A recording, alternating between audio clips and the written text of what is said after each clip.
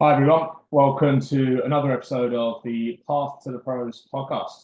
For those who's tuning in, this is a podcast series where I sit down with some of the most talented and successful execs in sports and entertainment, learning about their journey so far, the path to success in sports business, as well as career-related industry topics. Today, I'm sat with Joe Cote, a successful revenue leader and executive, currently the Chief Revenue Officer for the Portland Timbers. Joe, thank you for joining the podcast, my friend. Thanks for having me, Samir. Kicking off, getting straight into things. Question I always like to start these things with Joe. Take us back to, I guess, the early days, day one. How did you kind of first get into sports? What was your first flavor of the industry? Yeah, growing up as a sports fan, obviously since as far as back as I can remember, and seemed like a fun thing to work in. And went to the University of South Carolina with this for the sports and entertainment management program. Got an internship about halfway through. Did an internship with the Hartford Wolfpack, American Hockey League team, minor league hockey. And then when I came out of college, got a job with them. They had a job open in ticket sales. I'd never sold anything in my life, and got the job. And there was no structure at all. There was not a head of the ticketing department. My first day, they sat me at the desk and they said, "Here's your phone, here's your computer, take lunch whenever you want." Walked away, and that was literally the full onboarding I got for my first day in sales. So I just kind of listened to people making sales calls around me. Just kind of picked up some things. Luckily, that was April of 2000, and September of 2000, they hired a director of ticket sales and someone that I learned a great deal from, Bill Makris. So it was a bit of a delayed onboarding, I guess, but we finally got sales training in September and was off and running that from there. A lot of people that I speak to, Joe, they'll typically say, sports is a tough industry to break into, it's a tough industry to get into. The fact that you hadn't done sales before, maybe you thought about it, but the fact that you hadn't done it before, but an opportunity came up, was that your kind of underlying desire to, look, I'm going to make it in this industry one way or another, I'm going to find a way to make this happen? Or is it a case of you were, really trying to find something in the sales world? I needed a job. I was out of college, needed a job. It was a team that I had worked for as an intern, and then during the summers I'd come back and work for them, in the team store, do whatever necessary to keep my name relevant around the business. And when they had the opening, it presented itself. I was excited for the opportunity. Didn't know that I'd be in sales for very long, and it's 25 years later still doing it. So Something's gone wrong. yeah, it worked out for the best, I guess. Yeah. Everyone just seems to start in ticket sales, man. It's crazy how many execs I speak to, especially those, funnily enough, that make it, all the way through to being a C-suite exec, president, CEOs. Everyone seems to start off in ticket sales. Was that just, I guess, the norm back then that, you want to kind of make it in the industry, you start in ticket sales and you grind, you work your way through the ranks? It was the entry level position back, late 90s, early 2000s, and even further beyond there.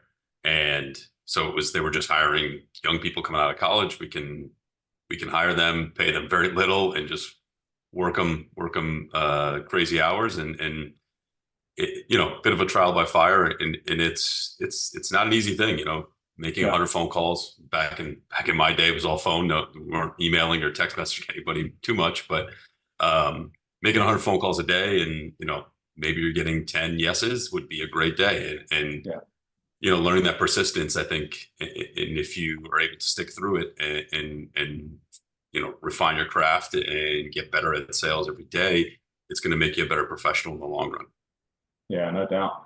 And so start off in ticket sales, Columbus Blue Jackets, you're the director of season ticket sales there, taking everything that I guess you'd learned through being a contributor yourself and applying that.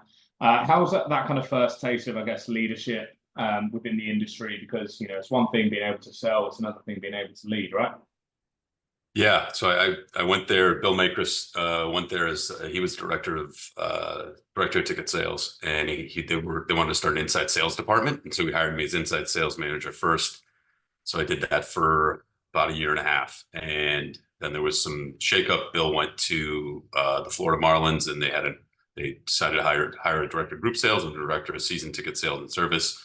I was promoted into the director of season ticket sales and service, and it was definitely an interesting transition to go from selling to managing.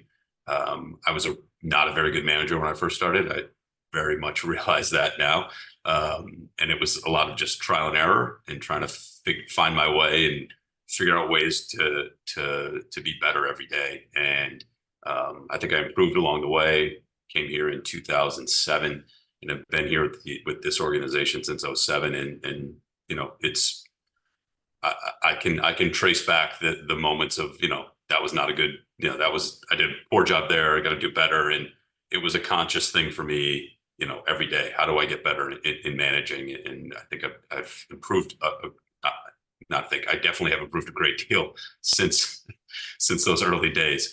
And I'm sure anybody you talk to from there would be like, you were not great back then, but got better. And but I'm still friendly with some of the people that worked for me way back in 2000, 2004, 2005, 2006. One of them was in town recently. I had dinner with her and her friends, so it was a great great to see her, and she's done tremendous things since then too. So it's an interesting transition because every great salesperson, and I was a average to above average salesperson. Just hard work is what kind of carried me through to managing it. It's a totally different skill set, and you have to refine some of the things that you do in order to be successful. Yeah, I think a lot of people have the perception that if you're a good salesperson, you're going to be a good manager because you can manage sales, right? But there are personality traits to take into account. There are habits. There are processes that one person can't oversee for a team of 5, 6, 10 plus people. And I think the same applies on the field as well. You see so many good sports people that are great athletes. When it comes to coaching, maybe not so much. But it certainly is a transition that takes a lot more time than it does learning the art of sales, learning the art of leadership, learning the art of how to manage effectively, taking into account longer term development for people. There's so much more to think about. You become a people person rather than a salesperson, and I think that's the biggest kind of shift in mindset that more often than not it takes people a little time to kind of figure out. On that point, we've actually had some really great salespeople that have said, I want to get into managing, and we've had some really, somewhat tough conversations of like, you're not a manager. You're an exceptional salesperson. Like you're next level. You're a fantastic salesperson. I wish I was as good a salesperson as you are. You're just not a manager of people. Like lean into your being a salesperson, and you will go even further than any of us. Like just keep doing that. And that's in kind of like helping people realize that, maybe it's not maybe managing isn't, because we have this, I don't know if it's just society or what, but it's always like, that's the next step is managing. 100%. It's not the next step for everybody. The next step for you might be selling something different. So like, just lean into that and absolutely kill that. You're going to be unbelievably successful in life. Yeah, no doubt. 100%. It is something weird about society. I don't think it's an industry thing either. I think it's arguably across the world thing where people are always looking for that next thing, right? And naturally, when you think about the way businesses are operating today, it is that traditional path of you start as a contributor, you work your way up to a certain level, then you start managing a team, then you're the director of a division, then you're the VP, and then and so on and so forth. And for some people, like for yourself now, looking back at your career, you can probably say, hey, I've made it as a great leader. And there will be other people somewhere along the lines at some point of that, 15, 20-year journey that will turn around and say, hey, you know what, maybe this leadership thing isn't for me, and maybe I should be thinking about something else.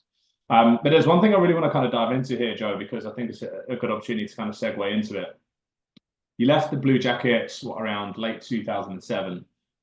Opportunity comes up with the Portland Timbers in the MLS. And now this is obviously a time when we're 2007, 2008. So soccer is nowhere near as big of a thing as it is today in the US. Just talk to me about that, how that kind of opportunity came about, how you made that transition, and, you know, a day in the life of for Joe Cote back in 2007, 2008 at the Timbers, when really the team was only just getting up and running. Yeah. So Merritt Paulson bought it was a AAA baseball team at the time that had a USL soccer team that was kind of second to the baseball team at the time. And he bought the team in June and wanted to hire a new head of sales. A recruiter called me about the job, and they said, I don't have your file right in front of me, but what sport don't you want to work in? I said, soccer. I can't stand soccer. he said, okay, there's a baseball team. And he went with the whole thing about baseball and said, also, there's a soccer team that's turnkey. People show up. You don't have to do anything for it. I said, oh, okay. They came out and the interview was about baseball and what we could do to help impact baseball, you know, ticket sales. And so I came out, you know, largely for the baseball and it was for the opportunity to lead the whole department. And that first year, though, it was pretty clear. I had 8 sales reps, 7 focused on baseball, 1 focused on soccer. And the soccer average attendance for soccer was better than for baseball, fewer games. But it was pretty clear that it was very, very popular here. And I actually I never really watched soccer, never paid attention to it. Started actually watching the game, would watch games with that one soccer sales rep who had played college soccer and was talking with them, just learning the game. And I remember there was probably midway through the season, I said, hey, why didn't the forward keep his run going through that center circle? He just looked over, he's like, you're starting to understand the game more. Like he should have kept doing that. They could have hit him with the through ball. I'm like, oh, okay. So honestly, soccer is my second favorite sport now. American football is still my favorite, but I fell in love with the game. And so it really was quite a ride, because we were minor league, and early 2009, we got the MLS expansion franchise was granted to us. And so we had a two-year lead up to getting into the league, into MLS in 2011. So a lot of work went into that. And it was very interesting times of, you know, soccer was still in its infancy, and I guess infancy is probably not the right word, but it was still growing here in the US. And Seattle came into MLS in 2009 and, you know, unbelievably successful right off the bat. And we felt like we could have similar results, and we've been very, very successful, very fortunate here.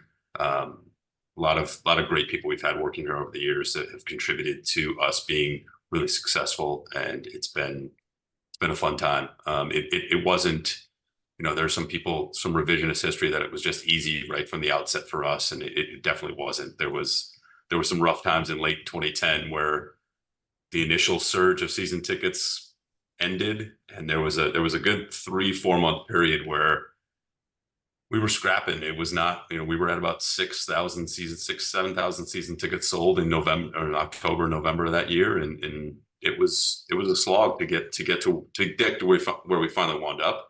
It wasn't just, we put it on sale, it sold out. Everyone just kicked back and relaxed. There was I've got some great emails from those times of like, what's going on, you know, and it was some looking back now, a little entertaining. At the time, pretty nerve-wracking. And it's been a tremendous ride here, and we've been really fortunate to have a ton of success. And you know, that success allowed us to be able to, you know, start the Portland Thorns. We were the first MLS team to start to have an NWSL franchise, and we were one of the first teams in NWSL, and that success on the Timber side allowed us to use that same staff to sell the Thorns as well. So we were just one staff the entire time working all it. Thorns are sold in January this year, but it allowed us a lot of opportunities to help grow the game, not just on the men's side, but on the women's side as well. Yeah. And I mean, it's a great story, by the way. You know, joining when you did, when, you know, the team was very small at the time, pre-MLS. You know, there's a lot that everyone kind of needs to focus on. And I can imagine, you know, I speak to a lot of people that join teams at very early stages, and you kind of wear multiple hats, right? Those earlier years, you're doing a bit of everything. And I think oftentimes One of the things that maybe not gets overlooked, but is a little difficult to really kind of implement and drive in a business, regardless of whether it's sports or not, but maybe a little more challenging in sports because you naturally kind of expect it to happen naturally, is how to kind of implement some sort of culture, right? What are we doing that's a little different than every other MLS team, every other sports team, whether it's in the Portland region, whether it's across the US. How did you guys kind of go about, or were there any intentional steps that you took in those early days to really try and establish some sort of culture within the organization, or was it maybe something that happened a little more naturally as the business grew and as you expanded and as you hired talent on board? I think organizationally we focused on, we had a great supporters group even before MLS. So the Timbers Army was around. They started back in 2001 when the USL team was started, and even before that, here in Portland, we had a rich history. 1975 was the first year of the NASL Portland Timbers, so a lot of those players stayed here in Portland and built youth soccer and college soccer. University of Portland women's team. Clive Charles was the manager, the coach of that, and the wildly successful Christine Sinclair went there. Megan Rapinoe, host of other really successful players, and so there was always a great foundation here for soccer, and so we leaned into the local from an organizational standpoint to be authentic, not be as I don't know, to parrot some of the supporters that they look at some of the other supporters groups as more corporate or plastic and not as authentic. And our supporters have always been very authentic. So for us, it was how do we mirror that and play off of that as an organization? From a culture standpoint, internally, for me, it's always just been about investing in the people we have and growing and being a team. And that's what we always did in the ticketing group, and now in the role I'm in now, building that in the marketing and partnerships group, as well as building teams and building high functioning teams and focusing on the people that are here every day doing the work every day. That's to me is what the secret sauce for us is the people we've had here working tirelessly for many years here inside the building. Yeah.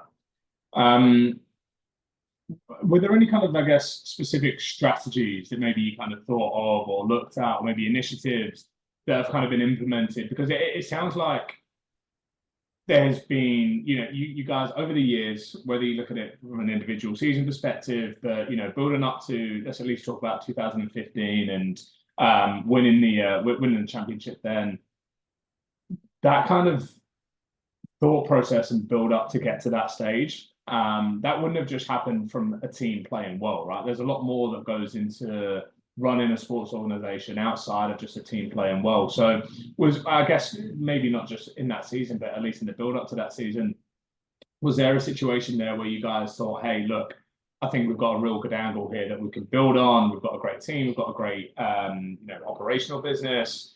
Let's start to really implement some of these strategies to try and build on a specific culture, and honing in on what you just spoke about then, being close to the fans, having that relationship with the fans, having the fan engagement clearly apparent at the time. Or again, was it something that was almost kind of led by the fans, if that makes sense? And I don't mean that to come across the wrong way, because I think in some instances, I'm a huge Liverpool fan. The Liverpool culture and the kind of fan base behind Liverpool is led by the fans. There is nothing that a new owner can come in and do to change that, and there's nothing that a new player can come in and do to change that. But it's something that's really kind of unique about Liverpool, and there are lots of other clubs that are in a similar situation. So I guess making the question nice and simple for you is, do you think that the culture that you've built there has been something that was really, truly intentional, built from an operational perspective? Or have you really kind of leaned into that fan base and that unique relationship that you have with the fans to kind of get you to where it is? I think it's a little bit of both. So that seems like a bit of a cop-out answer, but a little bit of both, because we focus on what's happening off the field. That's for us, is what are we doing off the field, and not getting caught up with what happens on the field. And for me, it's the people here day in, day out. How are we building that team? How are we focusing on them? And as far as the supporters go, there is a very much a DIY culture with our supporters. There is a very workman-like quality about them. And that's my background, is that we built the ticket department on, four key traits. And one is hard work ethic, hard work. And that's, I'm an average salesperson at best, and I've just been able to outwork people through my career. That's what I've done, since 2000. It's just like, I know I'm not the greatest salesperson. How can I be better? I'm just going to work my tail off every day. And that's been the differentiating factor. So I think that's what led us to be successful in the ticketing group. In 2011, we sold out of season tickets, then sold out of every game. And at the time, MLS had a reserve league, so it was, the bottom portion of the roster was playing. We played 14 total games, 7 home, 7 road, and most teams were just opening up and letting fans. It was mostly family members coming to watch a game, 25, 50 people showing up. We started selling tickets for it, and we did it towards the tail end of 2011, and then in 2012. We sold tickets for it. We wound up averaging, I think, 7,000 a game for reserve league, which was just unheard of. It was like, it was wild. And I think there was one game we targeted. One game we wanted to sell it out, but we got to about 15,000 sold for that game. So that was a huge game for us, and we were really ecstatic about it. And so those types of things that we did was just, I think those things led us to be successful. And then I've never talked to the owner about this, but I think maybe he saw that, and then the NWSL opportunity came up, and he wanted to invest in women's soccer. And he was like, all right, we have a high performing ticket staff. I know they can do more than just sell MLS. We can then have them sell women's soccer as well. And, the results on that side have been phenomenal. I mean, we've regularly called it the most successful women's professional team in the world. And it was, until Angel City and San Diego came in. I mean, there wasn't anybody touching our attendance numbers at all in the world. So, the Barcelona women, I think, was it 21? I think, or 22. I think they started doing some 90,000 plus games, which is amazing, incredible numbers there. So, but before that, we were the number one team. So, yeah. And it takes time to build that, right? It takes time of selling season tickets year after year and generating the revenue that you're generating in that department, for an owner to actually turn around and say, hey, okay, look, I think we're ready to do this. I think we're ready to make this jump. That was really rooted in, the work we did coming in 2007. I turned over almost the entire ticket department, 2007 to 2008. It was, right. So we had almost brand new staff in 2008. It was just building those building blocks for what we wound up being in 2011, 2012 and beyond, was instilling, hard work ethic culture, and, also call it absence of ego. Like, all of us are in this together. We're working, doesn't matter, me to an intern, we're all eligible to do a job. It doesn't matter to me. And so with that in mind, everyone buys into it. If you don't buy into it, it's not the right place for you. So we need to move on from you. But as long as you're buying into that and that part of the culture, you're going to do well here, and you do well in life too. I think I've never, the people that have always in my career, I've seen people like, oh, that job's beneath me. That one always. I don't like people to turn their nose up to something that is going to make us be successful. If it's leading to us be successful, I want everyone should be invested in that, because we're all a team together working towards one goal of success. You bring up a really interesting topic there within the world, I guess, of culture building and everything that goes into that. Naturally, there are times, right, where you have to handle some conflicts or challenges that may come up within a team, and it may be an individual, it may be external factors. I think COVID is a really kind of good example of that, and everything that the industry went through during that time. But how do you kind of ensure that those conflicts or challenges are handled in the right way within a team to try and ensure that they don't disrupt the kind of broader culture that you're building or you have built at that time? I think it's open and honest communication. You have to set the standard, and then you have to be open and honest with people about like how they're living up to that standard. If they aren't, then you have to move on. And I've said internally here, hiring is hard, firing is easy, and it's not easy to fire anybody. It's a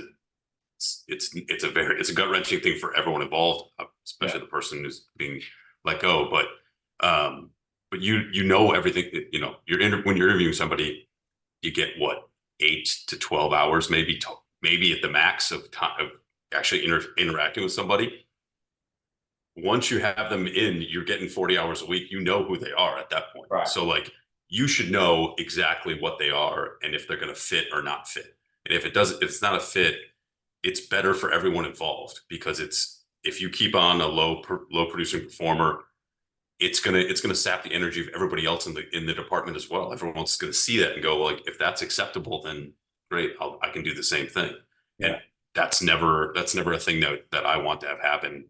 We have to make those tough decisions at times, but they should be almost an easy decision to make, in that this person's not it doesn't work for us. It might work for other companies, other cultures. Great. It's just not a good fit for us as a company. And so we need to make that decision and move on and find someone who's going to better fit. We've had some really talented people here, just weren't the right fits for us. And the fit, I think, is the most important thing. Yeah. Talent's really important, but the fit is more important than the talent for me. You hear the phrase a lot in soccer, or football as I call it. No one's bigger than the club. And so, you can get the best player in the world to come and play for your team, regardless of the sport. And, they may come in and revolutionize your team. They may take your team to, playoffs or winning championships. But if they're actually bleeding bad culture into the organization, when you actually think about the kind of longer term effects of that, and there's always that difficult conversation around how do we balance short-term performance goals with long-term cultural development, because in any sports organization, whether you're an owner, whether you're a C-suite exec, or you're a coach, you're trying to build something, right? And that balance between short-term performance goals and longer-term cultural performance and development is a really, really tough balance to try and strike. And so when you do get these, people that are coming on board and aren't bought into the longer-term cultural development, but they're delivering something on the performance perspective, it can be hard to have that conversation, because you're thinking about the short term and the long term. But I think you hit the nail on the head that open and honest communication is what gets you through those situations. If these people have been given multiple conversations, hey, look, I don't agree with what you're doing in this department right now, or I don't agree with how you're managing this process, here's some advice as to how you can do it better. And if that isn't taken on board and they repeat again, and I've got that not necessarily attitude, but they know best and they've got their own way of doing things, sure, that's fine, but it's not going to work for us. And ultimately you need to build a team of people that share the same vision, that share the same ambitions of where they want themselves to get to, as well as the business, in order for things to work out in the long term. Yeah, I welcome the communication, honest, open communication bidirectionally, because I want to hear it from people as well. Because we've had people that have come in, work, and they go, I don't think this is the right thing for me. It's not what I thought I was, it's not the right thing. And we've tried to provide a safe offboarding for them and help them out. But yeah, if it's not the right thing for you either, that's fine as well. I don't have any hard feelings about it, and we can, we'll move on, you move on, and it's going to be better for everybody. Because if you stay in a place where you don't feel like it's the right fit, and you're just doing it for the paycheck, and you're just that negative mentality is going to permeate more than just you. It's going to get to other people as well, and that's not going to be healthy for you, for the company, for anybody. So I'm open to those conversations too, of how things are going and how we can improve. Not just someone being dissatisfied, but in no way am I a finished product. Am I perfect at what I do? We can all get better. And if there's something we're doing that's not, that you feel is not good, hey, talk to me about it. Open door. I'm open to hear those things, and I'll give you my thought process of why we did something. Yeah. And you can give your thought process, and maybe what your thought process is, maybe I need to change and fix some things that we're doing to make it better for more people in the company as well. Because, none of us have this all figured out. it's changing and adjusting day by day and figuring out what we are, what we need to be as things evolve. Because if you don't evolve, you become extinct. So I don't want to be a dinosaur. I want to evolve. I mean, the gray hair, I look a little bit like a dinosaur probably, but I need to evolve. We all need to evolve, and we need to improve and get better every day. And we can't do that if we just are listening to ourselves only. And this is how we've always done it. This is it. Nope, that's not you will become a dinosaur very quickly. Yeah. There are some achievements I want to talk about with you, Joe. You've obviously done a lot to grow the business where it's got to today, being one of the early joiners of an organization. I know, speaking from experience, I joined Forsyth Barnes when we were 2 co-founders and an intern from day one. We're now 80 people across the organization, 3 different offices, and the successes that you have along the way just mean a little bit more. As maybe selfish as that might sound, I think when you're there from day one and you're in the weeds from day one, you build it to what it is today. So to say, Adidas, main kit manufacturer from 2011, still kit manufacturer today. You look at TikTok being a sleeve sponsor. You've obviously done an amazing job at building the brand to get to where it's got to attract these big name brands. How has that kind of been, seeing the kind of development, seeing the transition of going, I don't even know who your kit manufacturer was before Adidas, and maybe we don't even need to ask that question, but to have that brand, to have that recognition, both for the Timbers and the Thorns, it takes time to build, right? But just talk to us about how that kind of feels to get to the stage where it's got to today, where you're able to attract some of these big name brands from a partnership, sponsorships perspective, and everything that comes with that. Well, the Adidas deal it's a league deal, so unfortunately we don't get to make too many decisions there. They're a great partner for us, and their North American headquarters are here in Portland. So as its benefits, they're great. Yes, we do have some nice benefits for that. I've been working with the partnership group now for 2 years, and so we've had a lot of talented people there that have done a lot of great work in building partnerships. We had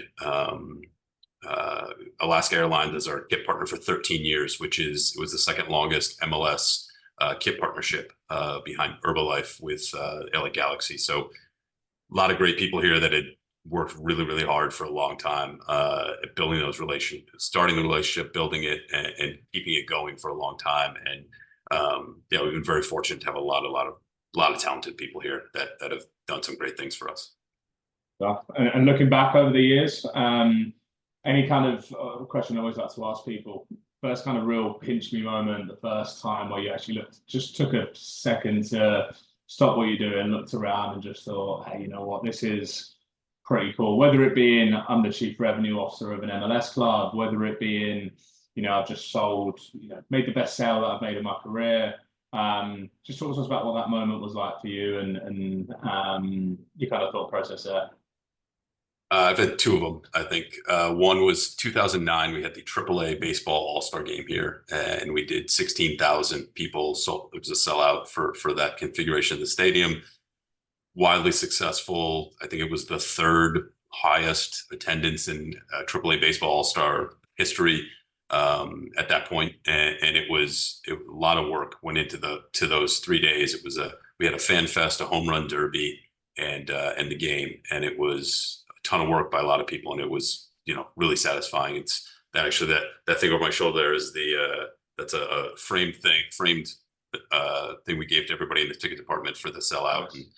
And so that's something really proud of. And then 2011, the first MLS game we had, sold out game, pouring rain here in Portland. Of course, it was raining a ton here, but it was a culmination of many months, years of work, and it was one of the most excited I was in moments in my career. It was just seeing it all come to fruition. Sold out game, we won 4-2. Like everything fell into place perfectly.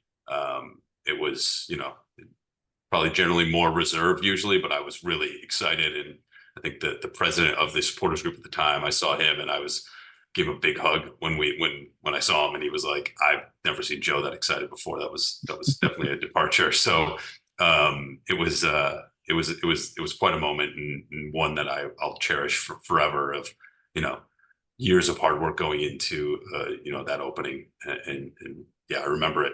Yeah, I remember it like it was yesterday, and getting the stadium ready. I remember we were literally running chairs to the ADA seating areas to make sure there was folding chairs there, like 2 hours before the gates, and it was a full team win there. Everyone that was a part of it, so it was great.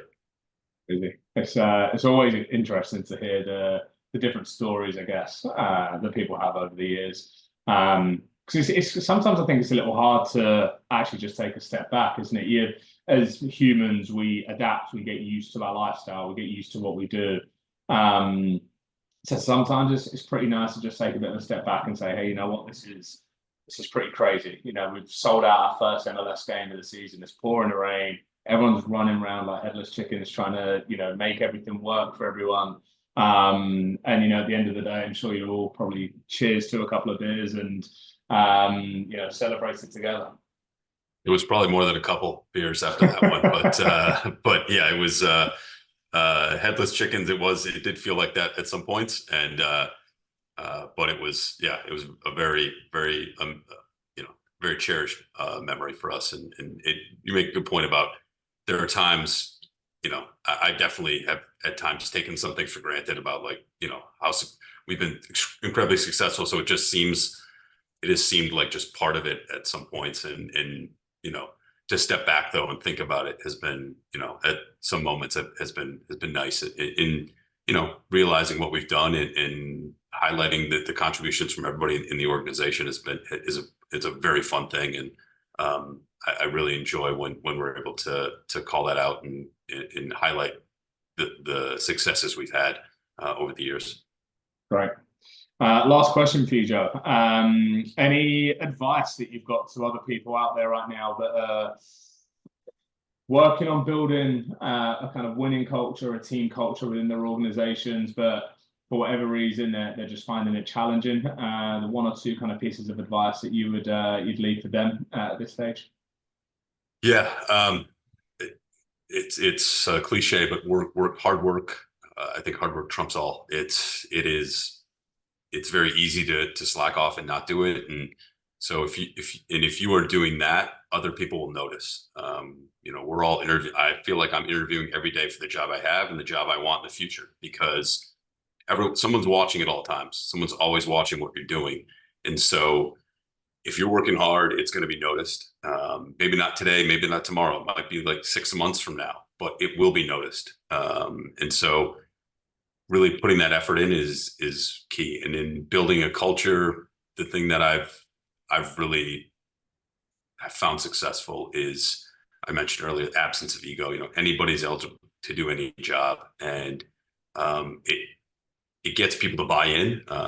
We had last year, one of our club legends, Diego Valeri, we inducted him into our Ring of Honor, and there was a vinyl cover over his name on the Ring of Honor. It wasn't affixed on the bottom, and it was a windy day, so it started like blowing up in pregame and before the gates were open.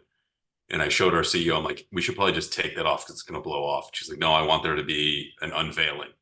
So I said, all right. So I went over there. It's right in front of the front row of some seats. So I sat in those seats and put my arm over it to make sure it didn't fly up during the pregame. And people were like, they're like, I can't believe you did that. That's if I'm saying, I can't just say, we're all eligible to do any job and then not actually do it. I'm a fraud.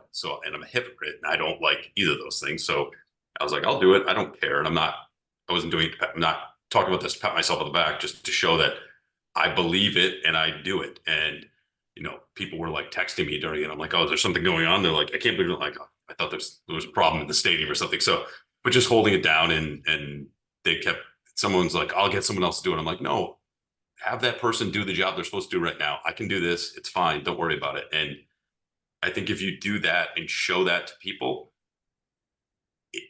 they will buy in, and they'll buy into what you're preaching. And that's where we are. That's what's, I think, led to us be successful in the departments that I've been privileged to work with. Is we're all part of the team, and we're all going to work hard and do this. During COVID, we were short staffed in our warehouse in the merchandise group. And I at that point in time, I was overseeing the merchandise group. So I was coming in, my wife she didn't want me to be, during COVID, she was nervous about it. She didn't want me to be around people. So I was coming in at like 11 p.m. till 2 a.m. and I was working in the warehouse picking orders, and because we were doing online sales of merchandise at the time. And I was just doing it because it was like, yeah, I'm asking other people to be in here. I need to live that as well. I can't be above it and not do it. So yeah, I was coming in and doing that, probably 3 or 4 nights a week. And but it led to everyone just being the example of that, at least other people going, all right, I'm gonna do that too, because if that person's doing it, I can't say I'm above doing it either. So, and it just builds a culture in the group that everyone's going to work hard, and we're all in it together. So yeah, that's been the teamwork part for me that has been, rewarding and something that I really am proud of that we've been able to build here over the years. Love it. I think it really comes through in your personality there, Joe. Just in I speak to a lot of senior leaders, senior execs. Not going to name them for obvious reasons, but there are some people that get to where they get to, and they feel an element of entitlement, and anything that they do outside of their job responsibilities is beneath them. So for you to say, take that to your CEO, CEO may disagree with the idea of it in the first place, but actually think, what, rather than just saying, oh well, she said no, so I'll leave it, or I'll designate it to someone else to go and look after. I'm going to go and make sure that this gets taken care of. And I think that, to your point, leading by example and having the people that are around you and close to you seeing you do that will undoubtedly give them some skill sets to be thinking about if they haven't already been implementing them themselves. But more importantly, man, it just sets such a open, clear, collaborative culture within an organization when people see things like that and see traits like that. So kudos to you. You're a man of many talents. You're a sales leader. You're a ring bearer holder, and you've done a good job at ensuring that that the business has got to where it's got to. So look, huge thanks from me. Appreciate your time today, and I'm sure there's a lot of people that have taken a lot of good information from this today. So yeah, thanks again, Joe. It's been a pleasure. Yeah, thanks for having me on, Samir. Appreciate it.